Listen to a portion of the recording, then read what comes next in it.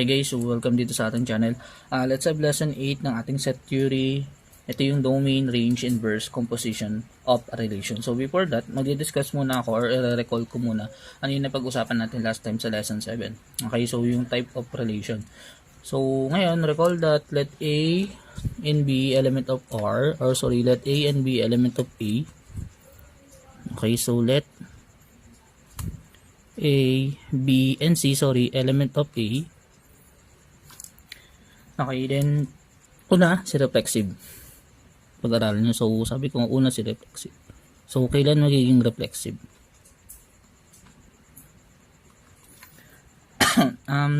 Ito pala, na bago sabihin yung reflexive na yan, meron akong ipapakita sa inyo. For example, ito. Meron akong A, B, element of R. Okay. So, ngayon, if I have A, B element of R, pwede ko siya i-rewrite as ganito. So, this is if and only if.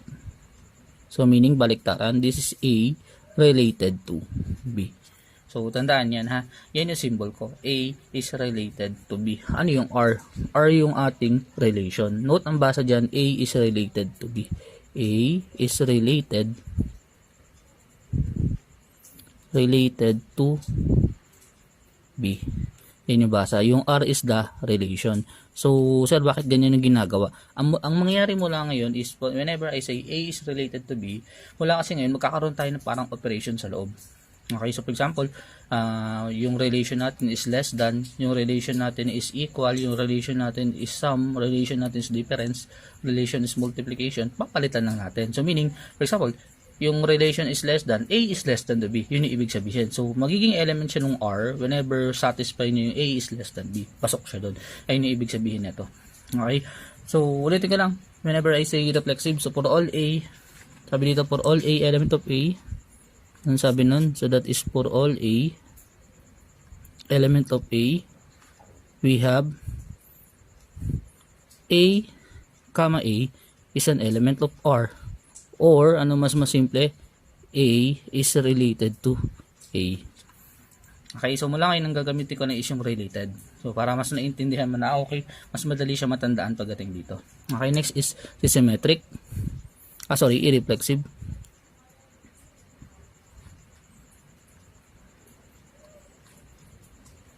Okay, so ang sabi naman ni irreflexive, ayaw naman niya makita yung A, A. So, paano naman dito yan?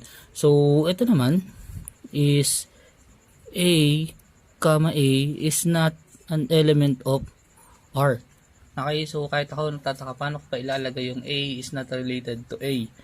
Okay, so the best way para masulat ko siya, this is not of A is related to A. Okay, yan yung pwede kong ilagay kasi nga ina-negate ko yung gusto niya mangyari. So, ang gusto niya not A related to A. So, mas better ganyan lagi natin. Pero hindi ko yan gagamitin. Most usually, ito gagamitin ko or lagi ko siyang i-explain pagdating dyan. Okay, next is symmetric.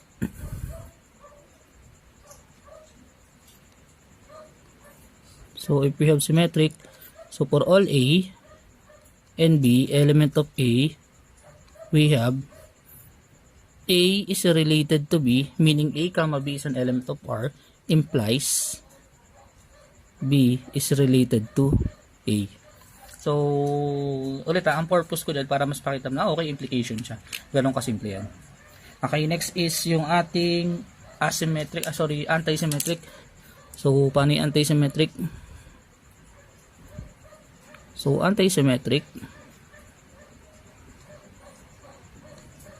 Okay, so for all A and B element of A, so this is for all A and B element of A, we have ganito. So, A is related to B, or A, B element of R, and B, A is element of R, implies A is equal to B.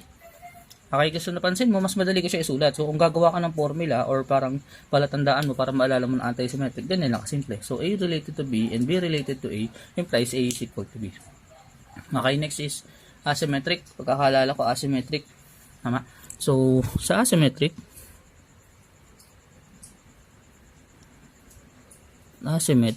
single S, that is asymmetric. So, for all A and B, element of A, we have A is related to B implies not B is related to A. Okay, so ito naman gusto mangyari kung nakita mo si A, B, dapat hindi niya element si B, A. Okay, ganun ko simple. Lastly is 1, 2, 3, 4, 5. Lastly, yung pinakamahaba, yung may bridge. So that is transitive. So for all A, B, and C element of A, okay, so we have A is related to B and B is related to C. This implies that A is related to C. Okay, so mamaya magiging useful sa atin yan upon proving dun sa mga next definition. So lalo dun sa next video, mas useful to eh. So hindi siya tedious, hindi mo kailangan isulat yung buong term pag dinedefine mo. Kasi dun kasi kailangan, whenever isi-show mo na reflexive, so anong gagawin mo? Isusulat mo lahat yung buong definition in which haba. So gamit yung mga yan, madali na lang ma-determine ako. Kunyari, nilagay mo A is related to A. Therefore, alam natin reflexive yun. Okay, so ganyan yung mga gagawin natin. Ngayon, proceed tayo dun sa definition, that is only a recall. So, ayan yung mga notation natin na gagamitin. So, tandaan na, wag nakita mo si A, B, element of R, this is only equivalent sa A is related to B. Parehas lang yun. So, for example, 1, 2 is an element of R, meaning 1 is related to 2. Ganun kasimple. Okay, so next natin is the definition. So ngayon, pagsasama-samahin ko na ngayon yan. So gagawa tayo ng relation in which sama-sama yung mga yan. Tapos papangalanan natin sila. Okay, so let's have definition number 1. So let R be a partial ordering on A. So naalala mo kay partial ordering? So kay partial ordering, A, B or B, A is an element of R. Okay, so parang A is comparable to B or B is comparable to A. Ganun yung gusto mangyari ni partial ordering ko, naalala nyo. So let R be a partial ordering on A dot R such that R is reflexive. Tandaan na, si R daw partial ordering na. Tapos reflexive siya, antisymmetric, and transitive. Then the set A together with the relation is called a partially ordered set or what we call poset. Okay, so tandaan yung term na yan, poset. So mas madali itong tandaan si poset. So si poset, ano siya? Partial ordering, reflexive, antisymmetric, and transitive. Okay, so may blanco dyan, hindi ko lalagay ng example, ilalagay ko dyan yung mismong condition. So para maging poset, okay, so ito yung unang test. Unang test natin, it should be partial ordering. So partial ordering. So paano yung condition ng partial ordering?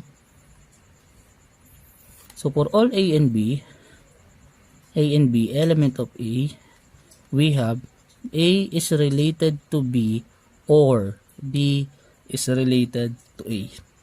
Okay, yan ang naman yung ibig sabihin ni partial ordering. So, sabi kay partial ordering, as long as may isang comparable, kunyari A is comparable to B, ayun na yun, okay na yun. So, total ordering yung lahat. So, dapat comparable yung specific number or specific element ng A sa lahat ng element. Ganun naman yung ibig sabihin ni total ordering.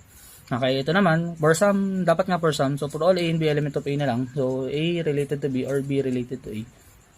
Okay, so actually dapat for sum nga yan. Okay, so for the meantime, lagay muna natin yan. Next is, dapat reflexive siya. Tama, so test 2. So, siya ay dapat reflexive. So, paano yung reflexive? For all A, element of A, we have A is related to A. Ganun kasimple. Next is antisymmetric. So we have antisymmetric. So anti-sim na lang. So for all A and B, element of A, we have A is related to B and B is related to A. This implies that A is equal to B. Then lastly, siya dapat ay transitive. Okay, so paano si transitive? For all A, B, C element of A, so we have A is related to B and B is related to C. This implies that A is related to C. Okay, so unang gagawin mo, test for partial ordering. So meaning, sir, paano ito test? So, pwede mo ilagay right away yung ganyan. Pero, before mo ilagay yan, dapat i-explain mo. So, kunyari, isulat mo yung buong R, i-observe mo muna ano yung laman. So, as long, pag nakakita ka agad ng isang pair na kung saan comparable, that is the case or that is the time na ilalagay mo yan. So, for all A and B or for some A and B element of A is related to B or B is related to A. So, that is, 1, 2 is an element of R. Ganun kasimple. Means 1 is related to 2. Or sabihin mo na lang, A is related to B. Yun ang kasimple. Next is a reflexive. So, for all A, element of A, so A is related to A. Ganun kasimple lang siya. Next is for anti-symmetric. So, for all A and B, element of A, lalagay mo lang is A is related to B and B is related to A, implies A is equal B. So, mamaya makikita mo paano ba ipoprove ni sir to. So, usually, reasoning lang siya. Hindi mo kailangan ng kahit ano. I-reason out ko lang siya paano siya nangyayari dyan. Okay, and lastly, transitive. So, for all A and B element, for all A, B, C element of A is related to B and B is related to R, implies A is related to C.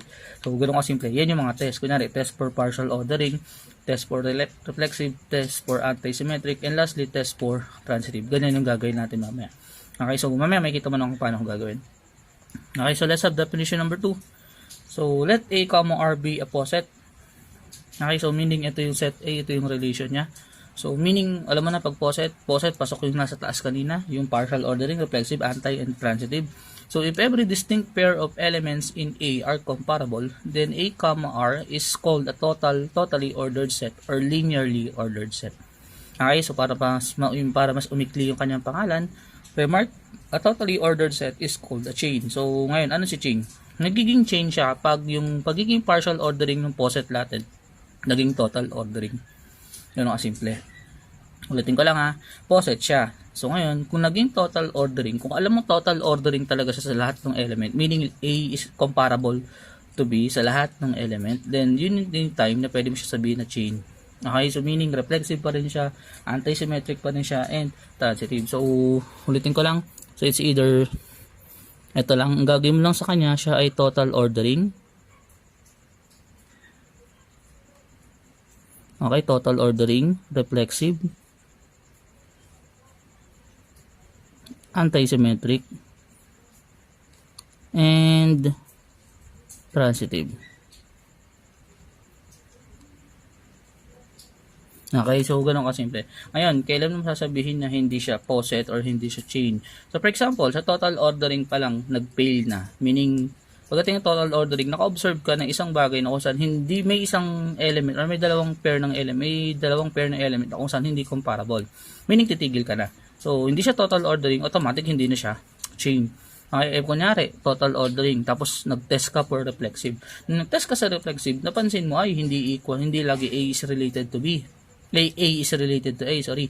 So, ano gagawin mo? So, in that case pa lang, sabihin mo, since R is not reflexive, therefore, yung Z, something or A, R is not a chain. Ganun kasimple. So, once na may mali dyan, so, automatic tigil ka. Hindi yung right away, kunyari, hindi siya reflexive, pero tumuloy ka pa rin kay anti-symmetric sa transitive. So, ang mangyari lang, at the end, hindi siya chain, tapos pinahabaan mo lang yung gagawin mo. Okay, so, ngayon, let's have example. Paano ba gagawin ng sir yan? So, sir, paano ba gagawin yan? Kasi hindi namin nagigets paano mo siya ipoprove. So, let's have example. So, example, show that the pair Z, less than or equal is a chain. Okay, so, ano yung set A dyan? Okay, ngayon, pinag-usapan, di ba? Let A, R be a poset. So, meaning, from the very beginning, pinag-usapan dito, yung set A together with the relation. So, dati kasi yung relation, ang alam mo lang sa relation, ordered pair. Ngayon, bago siya mapasok sa pagiging ordered pair, siya ay it's either operation, inequalities, or any kind of relation na kung saan i-relate mo yung A and B. Okay, so ngayon, ito yan. So, ano yung set A natin? Ito yung umpisa natin dyan. Let A and B element of Z. Kasi yun yung A. So, alam mo, ano si Z? Z is an integer. So, alam natin na A, B is an integer. Ngayon, dito, ilalagay ko lang, A, B is an element of R, or this implies that A is related to B. Okay, whenever, i-place ko lang ulit, A A, papalitan ko nun, less than or equal to B. Ayun yung sinasabi ko, na papalitan ko yung R. So, kaya ko tinatransform into A is related to B. Kasi yung mismong R, papalitan ko nung operation or relation or inequalities doon sa mismo. Ngayon, saka natin ilalagay yung laman nung R, nung mismong R natin. Okay, so, since infinite yan, hindi ko kayang ilagay yan. Ngayon, for some lang ilalagay, kumbaga iilan lang ilalagay ko para lang maintindihan mo ano ba yung sinasabi ng ating given na yan. So sabi na yung z, less than or equal is a chain. Gusto natin i-prove chain eh. Kaya bago natin i-prove na chain siya, pakita ko muna ano yung laman. Para in that case, doon tayo mag-reason out na okay, dapat ganito siya. Okay, so that is that something kasi madami yan. Okay, ngayon. Ano pa ibig sabihin ng A is related to B? Okay, sabi, A is related to B, this implies that A is less than or equal to B. Ngayon, sa integers, anong mga element yun? Yung A is less than or equal to B. Okay, so sir, since integer, pasok po dyan si 0 is less than 1. Yes, pasok si 0 is less than 1. Next, sir, andyan po si negative 2 less than negative 1. Yes, pasok yun, yung negative. Sir, andyan po si 3 less than 4. Yes, andyan yun. Andyan din po sir yung 3 less than 9, 3 less than 1 million, 3 less than something. Yes, andyan yun. Ngayon, kung napapansin mo, hindi ko kayang ilagay yun. Ngayon, ilalagay ko lang yung sum. So, for example, sa mga negative, yari, naglagay ako negative 1 is less than 0. Tapos dito, 0 is less than 1. Tapos dito, 1 is less than 2. And that something. May nakita ako, kunyari, 1 is less than 10,000. Okay, so ano ba ibig sabihin ko? Yung negative 1 na yan, hindi lang siya less than sa 0. Meaning, less than siya sa 0 pataas. Madami yon na integer. Another thing, yung negative 2, somewhere dyan, is less than sa negative 1, less than sa 0, less than sa 3, and less than ulit sa madami. Yun lang yung ibig sabihin ko dyan. So, sir, ba't ganyan yung pagkakasunod? Pinakita ko lang na ganyan yung pair. Pero, tanda mo, isaksak mo sa isip na ang ibig sabihin ng relation na to, pasok ako sa relation whenever yung A less than or equal to B. So sir, pasok po ba dyan yung equal sila? Yes, pasok dyan yung equal. So lalagay pa ako dito, kunyari lang, ilalagay ko si 0, 0, 0.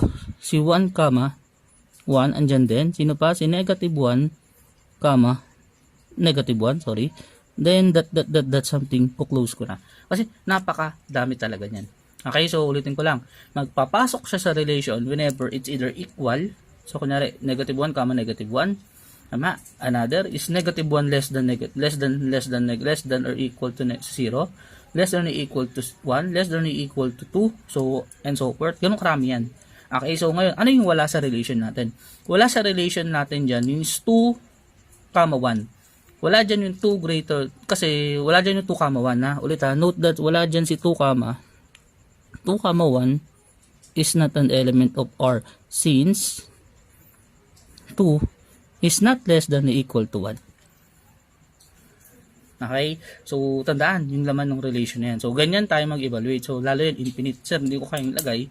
Ganyan na lang. Okay? So, at least mula dyan, marireason out mo na, okay, nakikita ko ganito siya, nakikita ko ganyan siya. Okay? So, ngayon, so, we need to show that z, less than or equal is a chain. So, una, test for total ordering. Kasi nga, para maging chain, dapat total ordering, reflexive, anti-symmetric, and transitive. So, dito yung una. Ito yung test. So, test for total ordering. Okay, so, ito nga, ano ulit yun? For all A and B. For all A and B element ng integers, observe that A, B is an element of R. Or B, A is an element of R. This implies, dito ko nang lalagay, this implies that A is related to B or B is related to A. Okay, ngayon, paano natin i-explain yan? So, note that A is less than or equal to B. Or B is less than or equal to B. So, wala dito yung, so this is or. This is or. A is less than, this is less than or equal to B. Or B is less than or equal to B. To A, But, A is not equal to B. Okay, sorry. Sorry, mali ako dito. So, but A can be equal to B. Pasok yung sense na yan dyan, ha. Okay, ha. Ulit, ito yung mga sense dyan.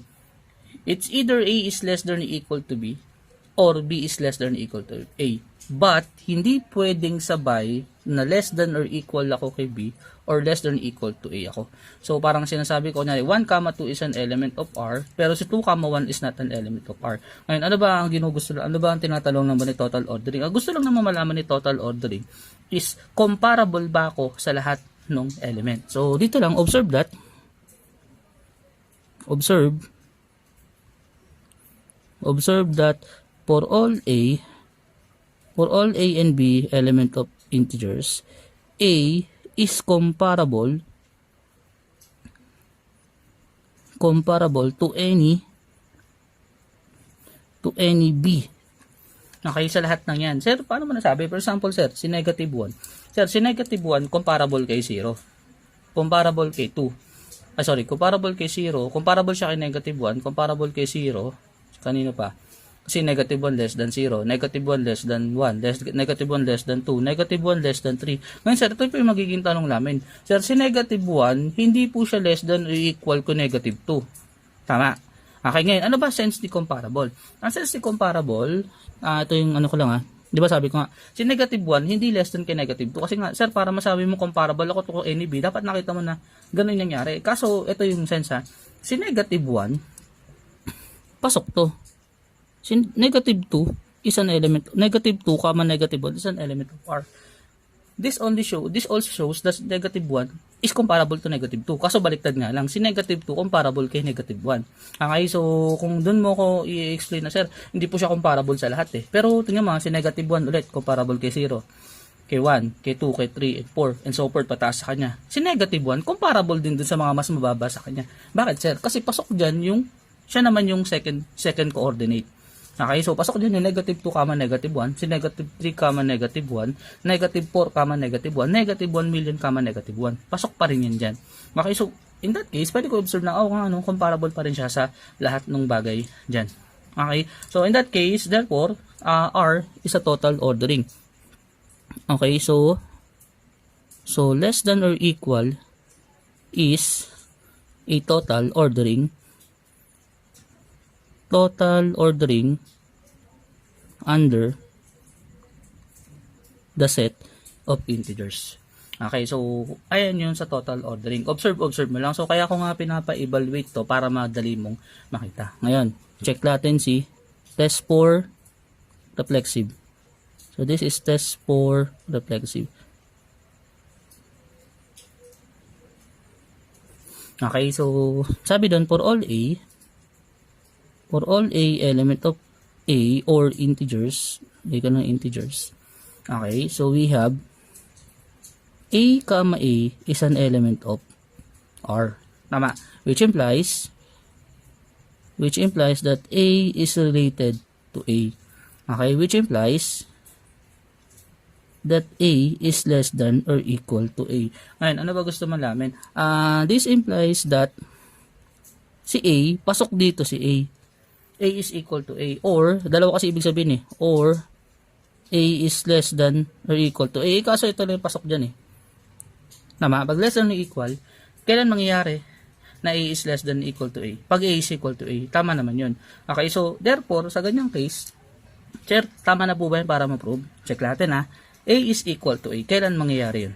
Andiyan ba si negative 1, negative 1? Yes, sir. Andiyan ba si 1, 1? Yes, sir. Si 0, 0? Yes, sir. Si negative 2, negative 2? Yes, sir. Andiyan lahat yun. Kasi nga, ang relation natin is less than or equal. Pasok dyan yung term na kung yung mga element na kung saan equal sila sa isa't isa. Okay? So, without further ado, kaya kong pakita to na since A is always equal to itself, kasi nga less than or equal to, therefore, the relation less than or equal is reflexive. Okay, so ulit ang nire-reason out ko lang through dito. Ginagamit ko yung na-evaluate ko tapos ina-explain ko lang dito. Okay, then ginagamit ko lang yung mga definition, wala nang ibang ginagawa. Okay, then next natin dito, try kong pagkasyahin. Okay, so test 4. So we have test 4 anti-symmetric.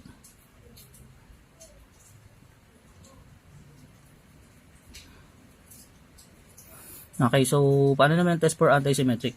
Sa anti-symmetric, i-assume ko na A is related to B and B is related to A. Dapat at the end, A is equal to B. Okay, so una, for all A and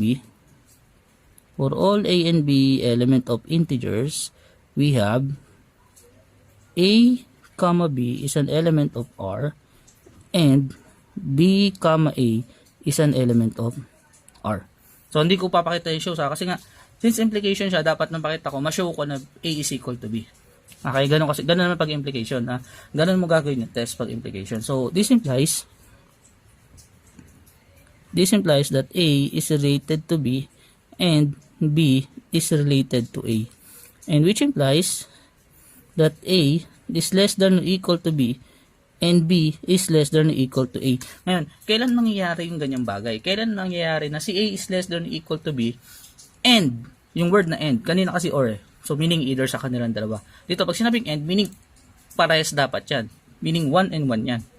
Ang kailan mangyayari yan? Sir, mangyayari lang po yung A is less than or equal to B and B is less than or equal to A whenever A is equal to B. Okay, ngayon, pansinin nyo. Sabi ng conclusion, as yung inassume ko na si A, B is an element of R and B, A is an element of R. Tapos, ganyan nangyari. Upon proving, napakita ko na A is equal to B. Ano ba ang show o yung conclusion na anti-symmetric?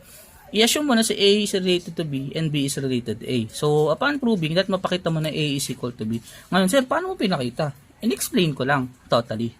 Diba? Ang ginawa ko lang, sir, in-explain ko lang. Yes, in-explain ko lang kasi yun naman talaga eh. Okay, andyan yan. Pasok yan dyan.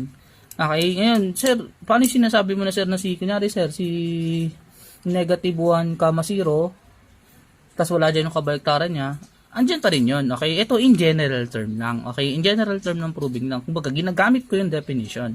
Pero andyan yun. Kunyari, negative 1, 0, wala si 0, negative 1. Therefore, anti-symmetric siya. Nandyan si 1, 0, 0. Anti-symmetric yan. Kasi alam natin 0 is equal to 0. Okay, so baka isipin mo, sir, wala ba dyan yung negative 1, 0? Eh, anti-symmetric po ito eh. Kasi po, wala yung 0, negative 1. Yun yung sabi nyo sa amin, sir. Pag wala po yung kabaliktaran niya, automatic anti-symmetric. Pasok pa rin yan dyan. Okay, paano mangyaring pasok nyo dyan? Implication yan. Ang pinakita ko lang, yung mismong implication, pinrove ko siya in general. Okay, tanda mo, in general. Yung explanation ko throughout sa loob is parang being specific. So, kailan ba siya magiging anti-symmetric? Specific yun. Ito in general. Kumbaga, pinakita ko lang yung condition ni anti-symmetric kasi nga, pinoprove ko na dapat anti-symmetric siya. So, ito lang yung nangyari. Nangyari, A is related to B and B is related to A. Okay? Then, A is less than or equal to B and B is less than or equal to A. Ngayon, in-explain ko kanina, kailan mangyayari yan na si A is less than or equal to B and B is less than or equal to A. So, sabi ng inequality or trichotomy property, mangyayari lang yan pag equal sila. Which is tama naman kasi ganun yung conclusion eh ni anti-symmetric. Okay? So, therefore, sa ganyang case, ano pwede sabihin ni sir? So the relation less than or equal is a anti-symmetric. Or satisfy anti-symmetric. Okay, so last test natin is test for transitive. Okay, so this is test for transitive. Okay, so guhitan ko lang para makita natin. So dito guguhitan ko. So, para makita mo na improve. So, dito naman, sa transitive naman, ganun ulit, implication ulit. So, i-assume mo na is A is related to B and B related to C. Tapos, ipapakita mo na A is related to C. So, dito tayo mag-start. So, for all A, B, and C, element of integers, that is integers, we have, una, A, B is an element of R. And, B, A is an element, B, C is an element of R. Okay, so meaning in-assume ko na si A, B element of R and B, C element of R. So by definition of related or relation, this is A is related to B and B is related to C. Okay, next. This implies that A is less than or equal to B and B is less than or equal to C. Ngayon, anong masasabi mo kay A and C? Putin ko lang tingnan mo. Kung si A less than or equal to B and si B less than or equal to C, ano masasabi mo kay A and C? Sir, ang masasabi ko po kay A and C, sir, si A is less than or equal to C. Tama? Kasi yun yung pinag-uusapan eh. Ang goal ko kasi makuha si conclusion. Si conclusion nung transitive. Tama? A is related to C. Kaso, sir, paano yan? A is less than or equal to C. Balik ko ngayon si R. This implies that A is related to C, which implies that A, B, A, C is an element of R.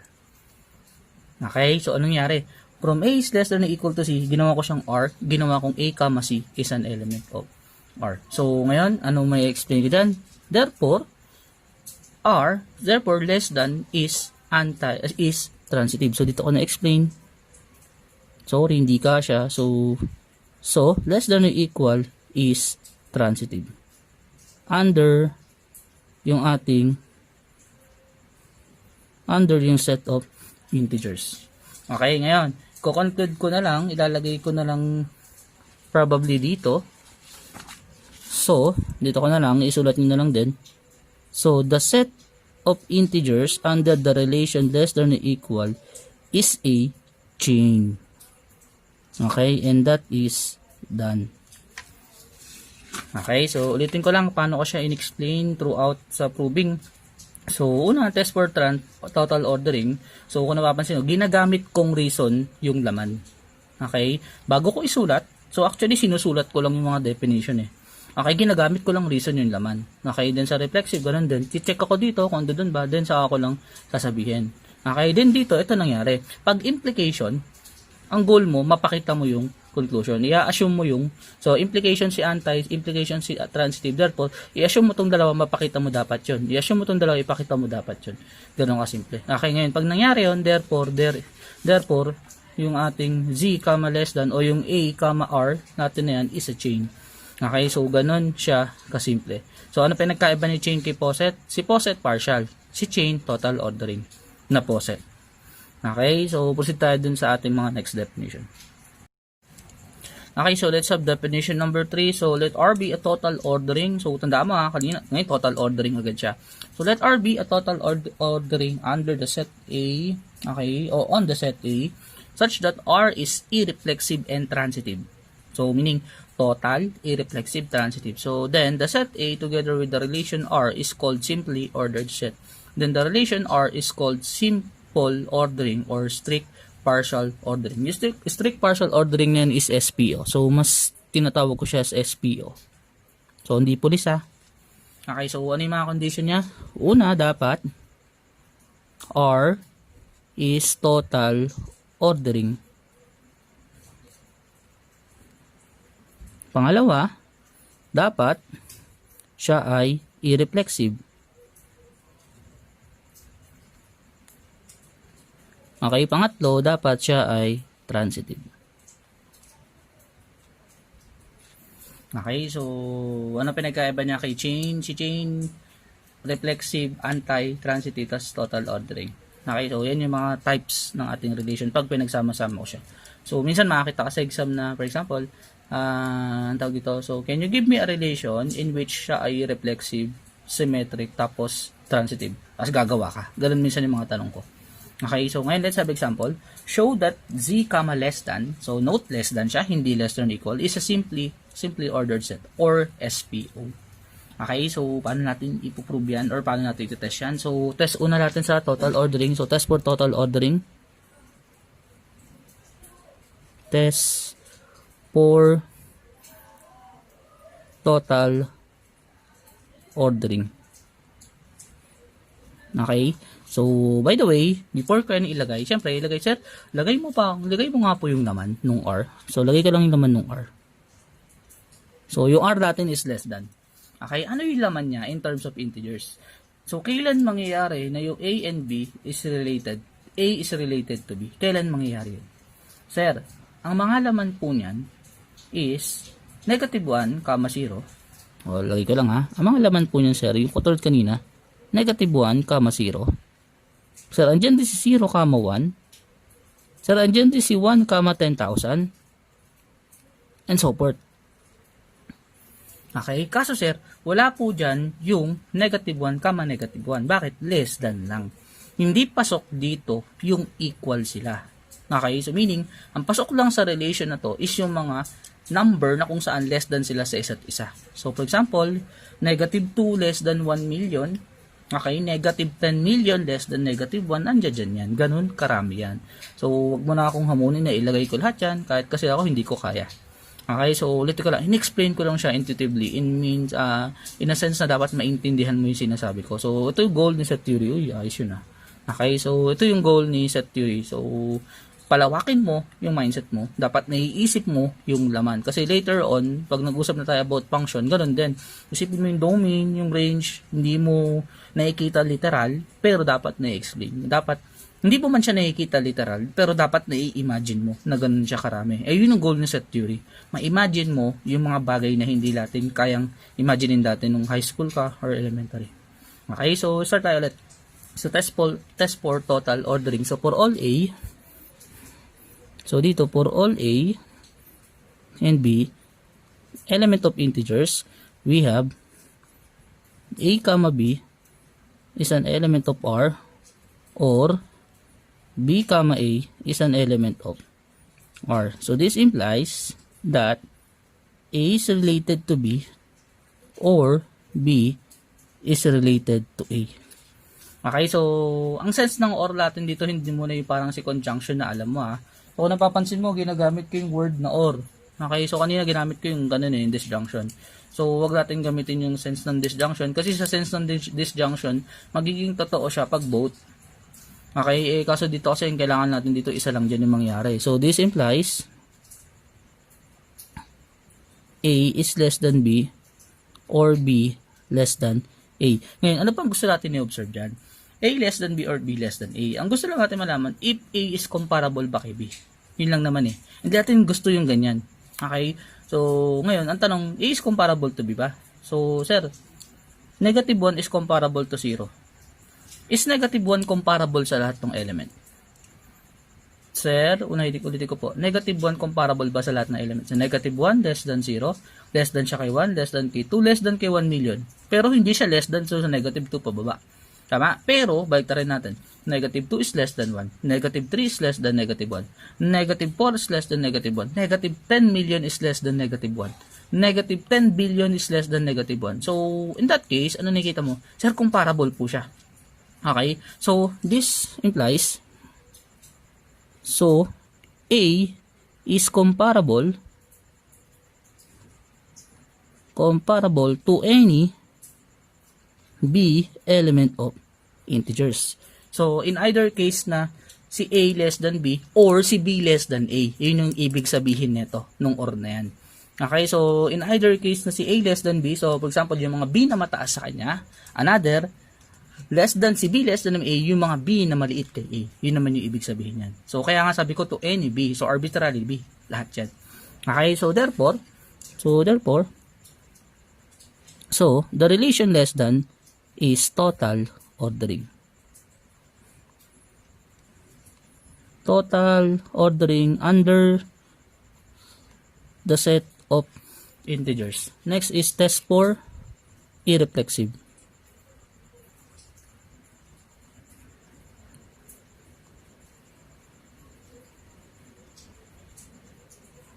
So, ano sabi ng irreflexive? So, for all A, element of integers, dapat si A, A is not an element of R. Okay, so, try nga natin explain through dun sa R natin. Sa R, nakikita mo ba si 0, 0? Hindi po. Negative 1, negative 1. Hindi po. Okay, so, this implies that not A is related to B. Since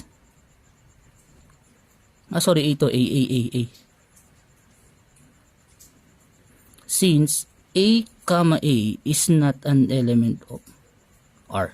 Pasok na yun dyan eh.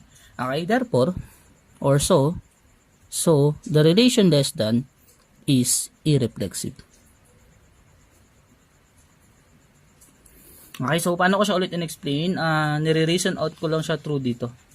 Okay, so sabi ko nga, A, is not an element of R. This implies that not A is related to A. Since A, A is not an element of R, so less than is irreflexive. So, sir, paano mo nasabi yun?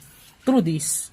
So, tinignan ko lang. So, sabi ko nga, okay, hindi ko nakikita yung 1, something. Kasi wala dyan yung A is less than A.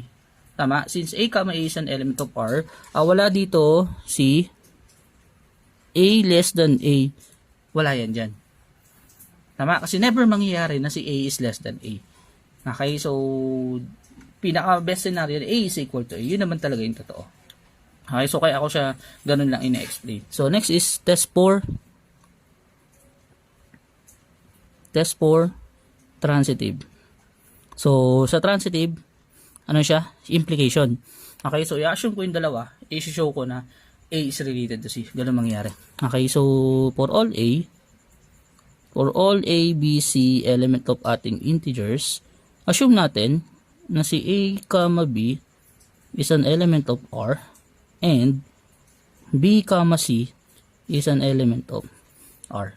So this implies that A is related to B and B is related to C, which implies that A is less than B and B less than C. Ngayon, ano masabi mo?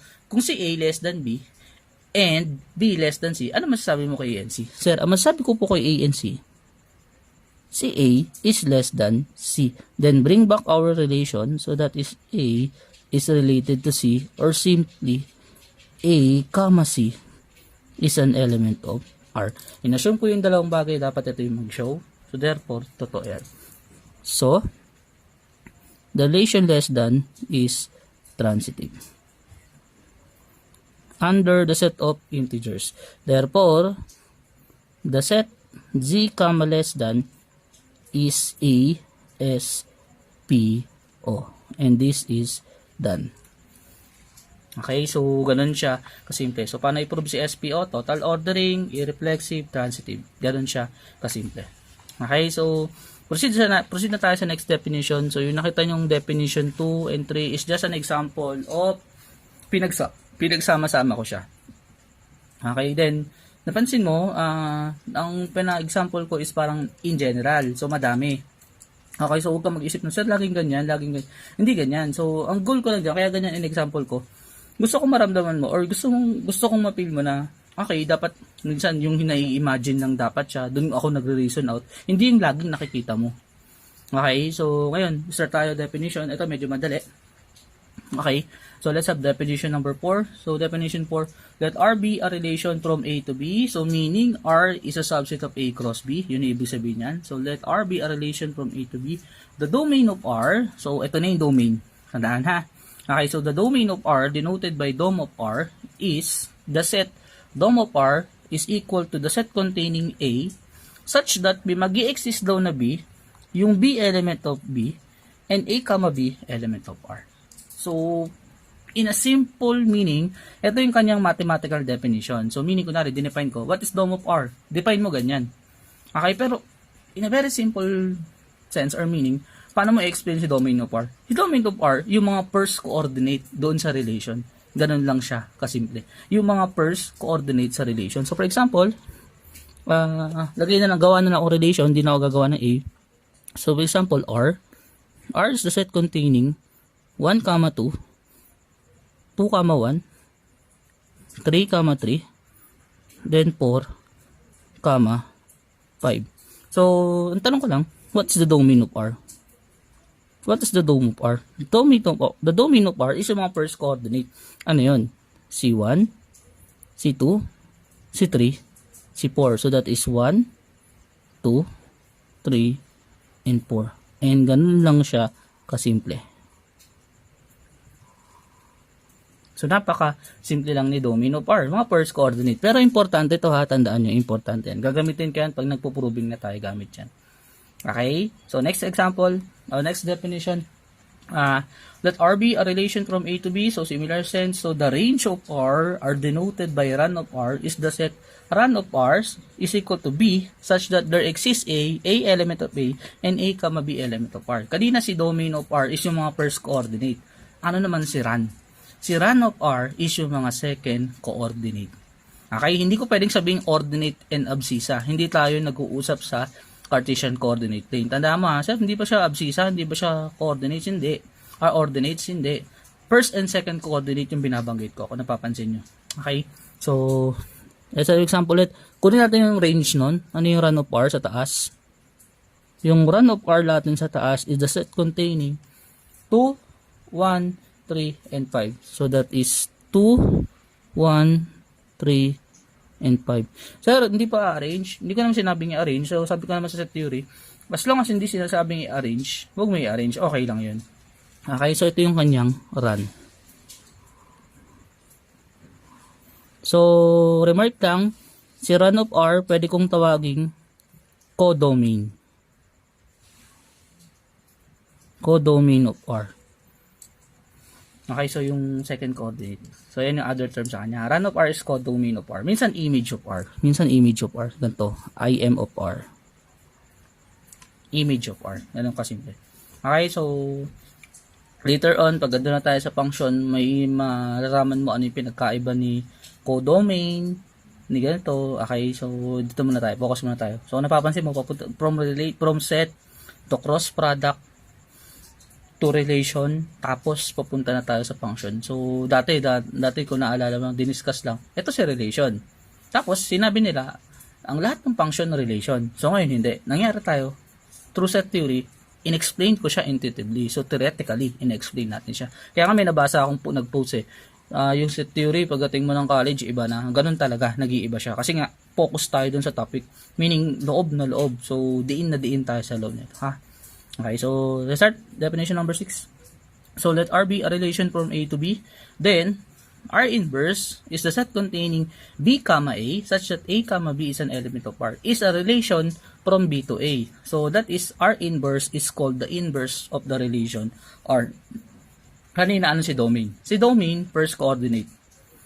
Si run siya yung second coordinate. Ano naman si R inverse? Yung inverse of relation R is just i-reverse ko yung coordinates. So, for example, sa taas, okay, so, yung relation natin is 1, 2, 2, 1, 3, 3, 4, 5. So, ang gagawin ko, ano yung R inverse nun? Ang R inverse nun is just, yung 1, 2, reverse ko, magiging 2, 1. Okay, si 1, 2, reverse ko, magiging 1, 2.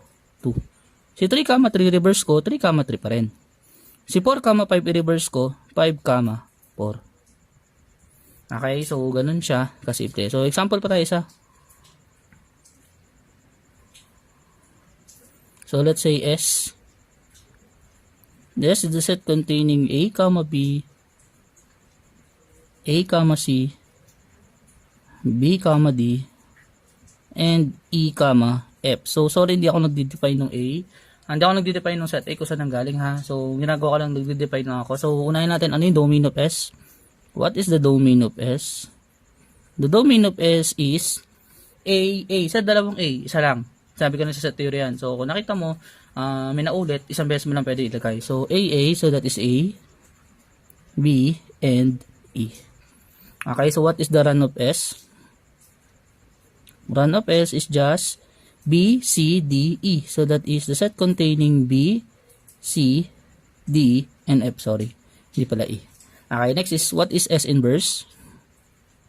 S inverse is simply, baliktarin ko, sir, this is B, C, B, A, sorry, then C, A, and D, B, and lastly, F, E. Okay, so ayan yung mga sagot. So, sir, sana ganyan na lang. So, sa ngayon, sana ganyan na lang muna. Okay, so next is, gamitin natin, ulit itong chinekan ko na to, true proving. So, magpo-prove naman tayo gamit sila. Okay? Okay, so gamitin natin ng mga definitions. Ulit may nakikaalala mo yung definition of domain, definition of run, definition of inverse. Okay, so let R be a relation. Then, sabi number 1, proposition 1.1, R is equal to R inverse. Number 2, domain of R is equal to run of R inverse. And lastly, run of R is equal to domain of R inverse. Yun na, ano ba yun? Okay, so ito yung mga proof. Ito yung proof. Ito yung proof ng 1.1. Proposition 1.R. So, syempre, tinuruan kita ng element argument. Element argument pa rin yung gagamitin natin dito. Since, ano pag R? So, ang gagawin ko, dapat R is equal to R inverse. Tama? So, anong gagawin nito dyan? Check ko lang ha. Okay, so,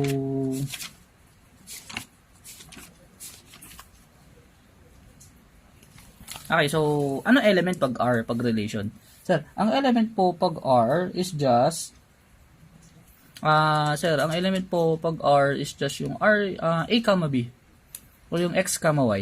Diba, ganun lagi yung element niyan? Diba, ang relation ng element is laging coordinates. So, pag R, ang element niyan, coordinates. Pag domain, ang element naman ng domain is single element. Kasi single, hindi cross product lumalabas sa kanya. Pag run, ganun din, single element. So, ngayon, let natin. So, mag-let ako. So, let A, B is an element of R. So, this is if and only if. O, lagay ka lang, this is by assume. So, nag-assume ako. Let A, B element of R. Okay? Next, by definition of R inverse, ano mangyari? So, this is B, A. Magiging B, A is an element of R inverse. Okay, so this is by definition of R inverse. Okay, next, ang goal ko kasi dapat, ang mangyari, si A, B, element ng R, tapos si A, B, element ng R inverse. Ganun kasi yung gusto natin mangyari. Okay, ngayon, sorry nagkamali sa ng given. Dapat pala ito is ganito, R inverse is equal to ganyan. R inverse raised to inverse of R inverse. Ganun dapat yung sagot. Okay, so ngayon, from A, B element of R, dapat maging element siya ni R inverse of R inverse. Ganun mangyayari. Okay, so ulitin ko lang. A, B element of R, inassume ko. Okay, then by definition of R inverse, B, A element of R. Ngayon, ang gagawin ko pa ulit, by definition of inverse, A, B is an element of R inverse. Tama? And that is by definition ulit. That is by definition of another R inverse. Okay, so ano napansin mo? Yung A, B element of R, napunta siya sa A, B element ng R inverse. Okay, kasi yun yung goal eh. Ayun kasi dapat yung given. Okay, so therefore, R is equal to R inverse. And this is done by element argument. Okay, so ulit, sir, ba't ka nag-let ng A, B? Since relation, cross product, or coordinate yung laman. Okay, yun yung ibig sabihin niya. Ngayon, punta tayo kay domain. Okay, so, sorry nagkamali ako doon sa given. Tama, nakaraan ko pa iniisip yun eh. Tama ba yun? R is equal to R inverse. Eh, hindi naman. Okay, so, ayan, tama yan. R is equal to R inverse. So, parang involution yung dating. Pero hindi involution yan ha. Okay, so, let's have number 1.2 or proposition 1.2. So, this is the proof of proposition 1.2. So, ngayon, ulitin ko pag R, ang ililet mo, A, B, or X, Y. Okay, so, it's either A, B, or X, Y, bahala ka. So, pag domain, ang ililet mo, doon sa domain, sa definition ng domain natin, balikan ko lang. Sa definition ng domain, ang laman ng domain is A. So, sino ililet ko? Si A. Okay, so, set A kunwari. So, this is, let natin, dito, let A, element ng domain of R. So, ano tawag dito? Ito ay by assume or assumption. Okay, so kung napansin nyo, if and only if ulit yung gamit ko. Okay, tapos medyo ibang form yung pag-prove ko ng by conditional. So kung napansin nyo dati, blank if and only if dito, tapos yung by definition of something. So dito, parehas lang naman yung sense niyan. Dito ko lang nilalagay para lang makita. Okay, next is A, element of domain of R. Ngayon, ano ibig sabihin yan? By definition of domain, ano ibig sabihin yan? By definition of domain, this is the set A such that there exists B element of B, and A comma B element of R. So this is if and only if definition of domain of R. Tama? Ayun yung definition yung sinabi ko. If A is an element of domain of R, ganyan kasimple yan. So, A, such that there exists B element of B, and A, comma, B element of R. Ngayon, ano gusto natin mangyari? Dapat, yung A na yan, maging element nung run of R inverse. So, ngayon, ideally, possible gagamit ako ng R inverse. So, by definition of R inverse, so this is A, such that there exists B element of B, and B, comma, A element of R inverse. So this is by definition of R inverse. Okay, so sino binaliktad ko? Yung A, comma, B naging B, comma, A. Then element na siya ng R inverse. Ngayon, pansinin niyo mabuti. Ano na ang position ni A? A, there exists B, element of B, and B, comma, A element of R. Nasa na si A?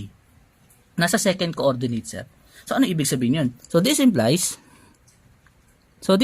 that A is an element of run of R inverse. Tama ba? Ulit ko na. A, such that there exists B, element of B, and B, comma, A element of R. So balikan ko lang. Ano ba definition ni run? B, there exists A element of A, and A, comma, B element of R. Nasaan si B? Si B ay nasa second coordinate. Kaya siya naging definition of run of R. Okay, so check nyo dito. Si A, there exists B element of B, and B, comma, A element of R inverse. Si A, nasa second coordinate na. Tapos, element na siya ni R inverse. So, therefore, A is an element of a run of R inverse. So, this is by definition. O by definition of run of R. So, hindi na run of inverse ha. Okay, kasi in general yung pag-prove eh. So, run inverse of R yan eh. Okay, o run of R. Okay, so, meaning, ano nakita? From A element of domain of R, ano na siya? Si A element na ng R inverse. So, si domain of R ay equal kay run of R inverse. And this is done. This is EA. Okay, so let's have proposition 1.3. So, kaya magala po prove ni sir lahat yan para may example talaga kayo. So, this is 1.3. So, ganun ulit. Run naman. So, magle-let naman tayo dito ng B. Mas maganda. Okay, so let natin. So, let B. So, let B element ng run of R. So, this is by assume. Okay, so by definition of run range. So, by definition of range, this is B such that there exists A element of A, and A, comma B is an element of R. Okay, so this is by definition or by definition of run of R. Ngayon, ideally, pares na mangyari doon sa domain of R. Yung nangyari sa 2, gagawin ko sa 3. So, meaning, kukunin ko muna yung inverse bago ko siya ibalik sa dati. So, this is B such that there exists A element of A, and B, comma A is an element ng R inverse. Okay? So, nakalimutan ko lagay yung parang ano dun. Ating bracket dito kanina. Lagay ko dito yung bracket. Yung bracket. Nakakalimutan na sir. Sorry. Okay, so that is by definition of R inverse. Ngayon, pansinin natin. Si B, there exists A element of A, and B, comma A element of R inverse. Si B, nasa first coordinate na ni R inverse. So, this is, B is an element ng domain, kasi nasa una siya, domain ng R inverse. So this is by definition. So by definition of domain of R. Okay, so gano'n ulit, si run of R ay equal kay domain of R inverse. So this is by element argument. Okay, so kayo magulantang dyan, nagbago lang ng definition, may iba lang ako definition na ginamit, pero madali lang yan in terms of proving. Okay, so yun yung proposition 1. So let's have definition number 7. Okay, so definition number 7. So let R be a relation from A to B and S be a relation from B to C. So meaning dalawang relation, then dalawang cross product yung nangyari. Okay, so isipin mo mabuti. So sabi, the composite of R and S. Okay, the composite Okay, so kung naalala nyo sa function may composition. So dito nag-start si composition. Ngayon, i-define ko muna si composition. Kung napansin mo, hindi ko muna dinidefine si function. I-define ko muna yung composition of sets or composition of relation. So sabi niya, the composite of R and S is the relation consisting the ordered pair A, C, where A is an element of A and C is an element of C, and for which there exists B such that A, B is an element of R and B, C is an element of element of S, I think. S to dapat. Okay, so we denote the composite of R and S by S circle R. Wait, we denote R and S by the composition of S circle R. Tandaan yan. Okay, so lagay ko lang yung kanyang basic formal definition. So sabi nga, S circle R is the set containing, sabi na siya si A, C.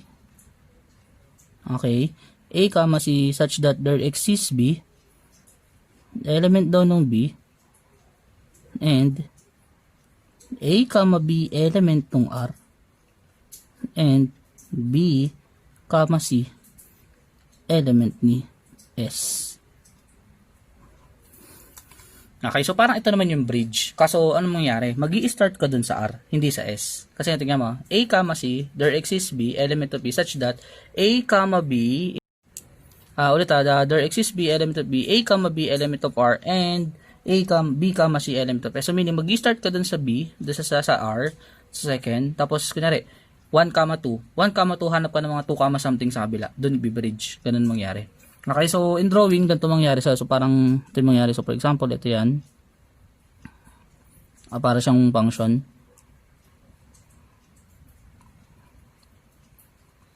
Okay, so let's say ito yung A, ito yung B, ito yung C, set A and B. So ito yung R, mag-i-start sa R yan. Then papunta sa S. Yan yung S circle R. So for example, ito yung A, may mag-bridge daw dyan na B. Papunta siya kay C. Yan sabi. So, A, B, B, C, therefore A, C. Ganun nangyari. Okay? So, ulitin ko lang. Mag-i-start ka dun sa second relation, hindi sa first relation. Kunwari, S circle R, start ako kay R. Okay? Dun sa second. So, kunwari, 1, 2, hanap ako ng mga 2, something. So, 1, something. Parang transitive lang din yung dating.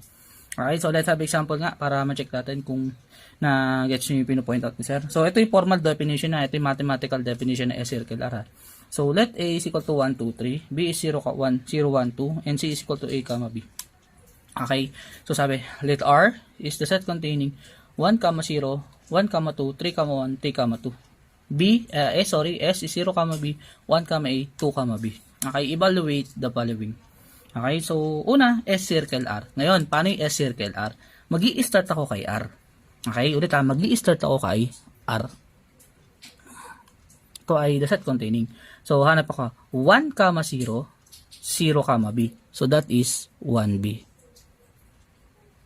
So, ulitin ko lang. Wala kay R kasi meron ako 1, 0. Hahanap ako ng mga 0, something kay S. Yan ulit sa R ka mag-i-start dun sa second. So, 1, 0, 0, something hahanap ako. So, si 0, B lang. So, 1, 0, 0, B, 1B. Yan, may 0, something pa? Wala na. So, wala na ako kay 1, 0. Punta ako kay 1, 2. 1, 2, hindi pwede. Hindi pwede, pero pwede. 1, 2, 2, B, 1B. Or 1, B. So, ulit lang. Tama? So, 1, 2, 2, B, 1B. So, hindi ko na re-write. Okay, next. 3, 1, hindi pwede, pero pwede. So, 3, 1, 1, A, that is 3, A. So, susulat ko. So, that is 3, A. Next. Meron pa ba 1, something? 3, 1, 1, A. Wala na. Next, 3, 2. Hindi pwede. Hindi pwede. Pero pwede. 3, 2, 2, B. That is 3, B. So, that is 3, B. So, therefore, ayun yung sagot. Okay, next. Punta naman tayo. Balik ta rin. R circle S. Saan mag-i-start? Sa S. Tama? Ngayon, punta tayo. 0, B. May B, something sa R. Wala po. 1, A. May A, something sa R. Wala po. 2, B. May B, something sa R. Wala po. So, therefore, this is undefined. Okay? So, pag wala siyang composition, ilalagay mo undefined. Ganun kasimple. Okay, next. Ang goal naman sunod is S inverse circle R inverse. So, meaning, hanapin muna natin si S inverse. So, ano muna si S inverse? O si R inverse muna. R inverse is the set containing 0, 1, 2, 1, 1, 3, and 2, 3. Next, S inverse. S inverse is B, 0, A, 1, and B, 2. Tama. So, evaluate natin. S inverse circle R inverse. Mag-start ko kay R inverse. 0, 1. Meron ba something? 0, 1 may 1, something ba? Wala po. 2, 1. Wala pong 1, something. 1, 3. Wala pong 3, something. And 2, 3. Walang 3, something. So, therefore, what is this? This is undefined. Okay. Next, sir. S circle R inverse. Sir, meron na pong S circle R. So, anong gagawin ko? Inverse ko na lang yun. So, this is equal sa B, 1, A, 3, and B, 3. Okay? So, hoping na na-gets mo yung idea naman ni S circle R. So, ulitin ko lang doon sa second coordinate ka kumukuha. Okay, so before natin tapusin tong video na to, let's have more proving problems. So, prove ko na to lahat for the sake ng lahat maintindihan mo. So, paano ba element argument pag may mga R inverse, domain, or something? Okay, so let A and B be non-empty sets and let R and S be a relation from A to B. Prove the following. Number 1, R union S inverse is equal to R inverse union S inverse. Okay, so let's have number 1. Ito yung proof ng 1. So, ito yung proof nung 1. So, pansinin nyo, ano element ng R union S? Inverse. Since relation yung R and S, ang element natin dyan is A, B. Tama? So, let A and B element of, so let A, B, sorry. So, let A, B element ng R union S inverse. Okay? So, this is by assume.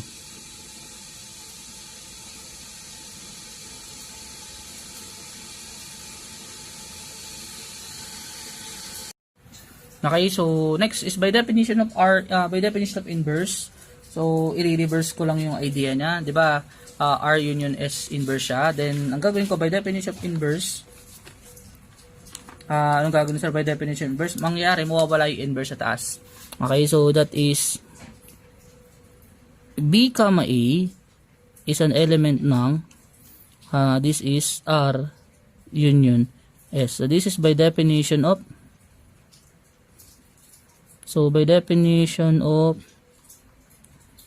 R inverse. So, ibig sabihin ng R inverse is inverse of relation. Next is by definition of union. Tama? So, this is by definition of B, A is an element of R or B, A is an element of S. So, this is by definition of union. Okay, next. By definition of inverse, meaning gawin ito maging A, B, tas A, B to. So, this is by A, B element of R inverse or A, B element ng S inverse. This is if and only if by definition of inverse ulit. Okay, next, by definition of union, ilalabas ko siya. So, this is A, B. So, this is A, B, element ng R inverse, union S inverse. So, this is by definition of union. So, kung napansin nyo, from R union S inverse, naging R inverse union S inverse. Okay, so therefore, R union S inverse is equal to R inverse union S inverse. So this is done. This is element argument. Okay, so let us try yung number 2. Okay, so what is 2? Ito kalagay, proof ng 2. Okay, so ano ililet natin? So let natin ulit na let A, B element ng R intersection S inverse. So this is by assume.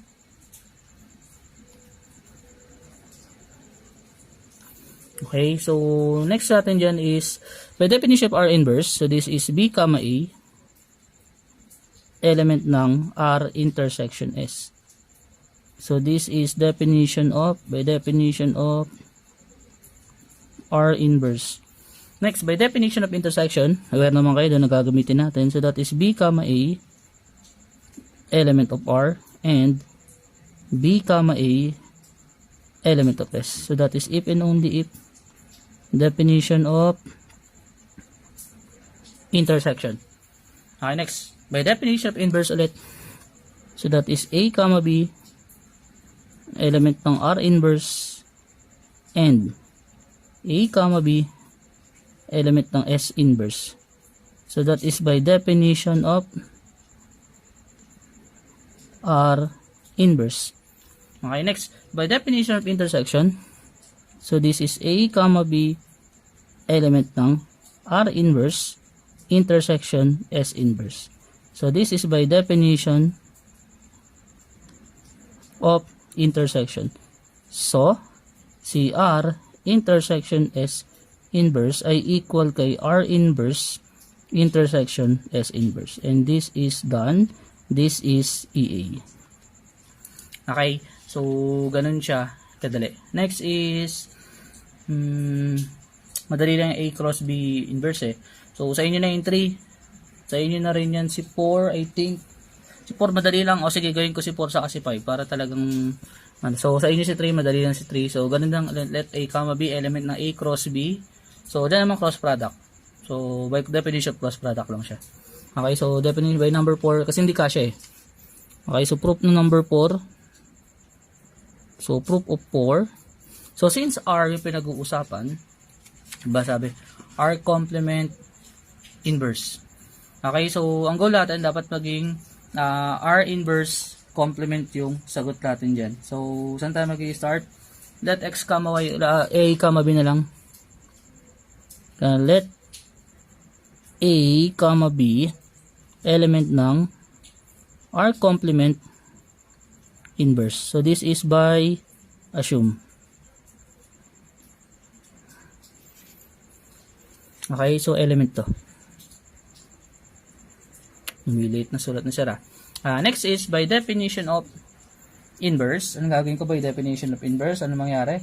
By definition of R inverse, mawawala yung inverse. Tama. So, this is B, A. This B, A element ng R complement. So, this is by definition of R inverse. Sorry, R inverse. Next, by definition of complement. Paano naman pag complement? Ano mangyari pag complement? Sir, pag complement po, magiging not element. Tama, ako naalala mo yun, yung not element. So, this is B, A is not an element of R. So, hindi ko nalagay yung U. So, by definition of com. So, hindi ko nalagay yung A, B element of U. So, kasi cross product yung pinag-uusapan. So, ordered pair. So, ganyan siya kasimple ko lalagay. So, next is, anong gagawin siya? By definition of R inverse. So, kasi ibabalik ko sa magiging R inverse plus complement siya. So, meaning, the definition of inverse ko, tas the definition of complement ko lang siya. So, this is by definition of R inverse. So, this is A, B is not an element of R inverse. So, this is by definition of R inverse. Next, by definition of complement, so that is A, B is an element of R inverse raised sa complement. So, this is by definition of com. Okay, so kung napansin mo, from R complement inverse, naging R inverse complement. So R complement inverse is equal to R inverse complement. And that is done. This is EA. Okay, then lastly, yung number 5, prove natin. So, I think dito na lang, proof of number 5. So, since R ulit, so ano yung 5? R minus S inverse. So, R inverse minus S inverse. So, paano gagawin dyan? So, let A, B ulit element nun. So, let A, B element ng R minus S inverse. And this is by assume.